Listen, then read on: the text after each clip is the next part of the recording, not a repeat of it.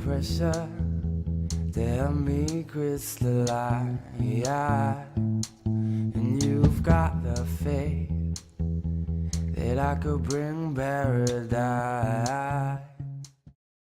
As you can see, one of the first things that you'll need to get used to is the start-stop button, not by where the ignition used to be. Now it's down here on the console. Audi's had that before. A lot of other manufacturers are moving to that.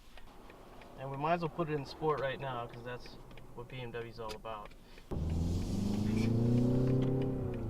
So you can definitely hear they're pumping in sound, which is okay with me. It sounds awesome, but I know it doesn't sound like that on the outside. And they said they updated the 8-speed automatic transmission, which is rev matching now, so that's awesome. It does sound awesome for a 4-cylinder though. So it's 255 horsepower and its torque is up around the 295 mark, so your 0 to 60 time is, some publications read it as 6 seconds 0 to 60, some I've seen in 5.5. The new 340 coming out is going to be 4.2. Let's do some drive-bys.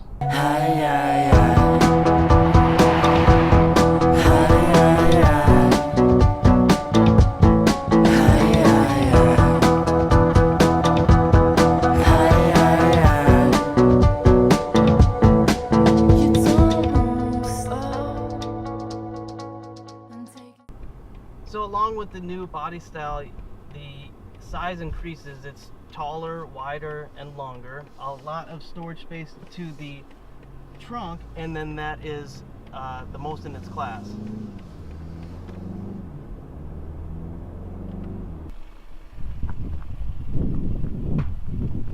Now storage goes all the way back, and then laying the seats down, of course, a 40-20-40 split seat. So people could sit independently on either side. The extra car go right through the middle instead of a 60-40 split.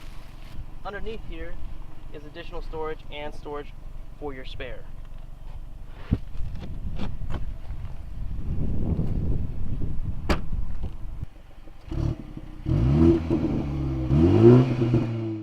In addition to its much larger trunk, the rear space cabin has been increased to accommodate more legroom, as we see Tyler, our special guest today. Hello.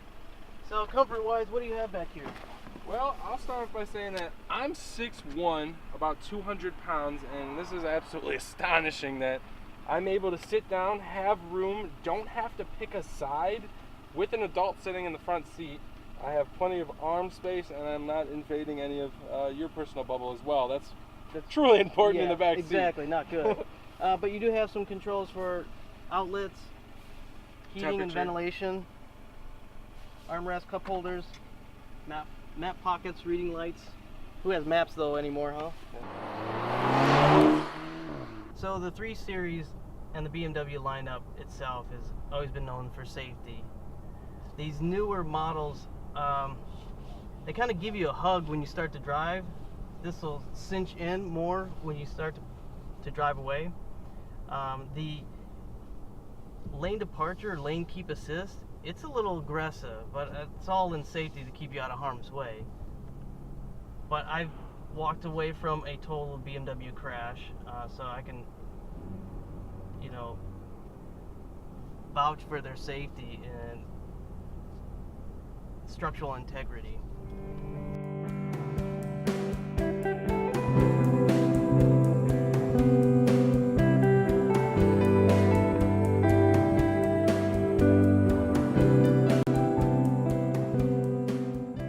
Alright, so what we're going to do is we're going to take this through an S-curve a little aggressively because we can have confidence in the BMW through a turn at 60. Alright, we'll only do 40.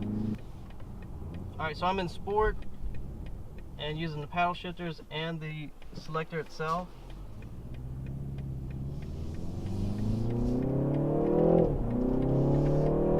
And traction control is on.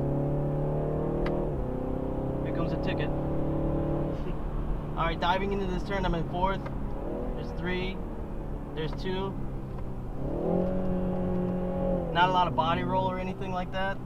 Definitely feels good. Confidence inspiring. And it sounds awesome. Brakes feel awesome.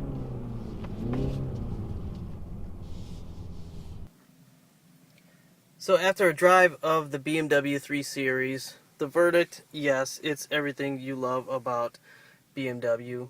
The way it handles, the way it accelerates, the way it brakes, its safety inclusions, its technology, its understated elegance in this interior.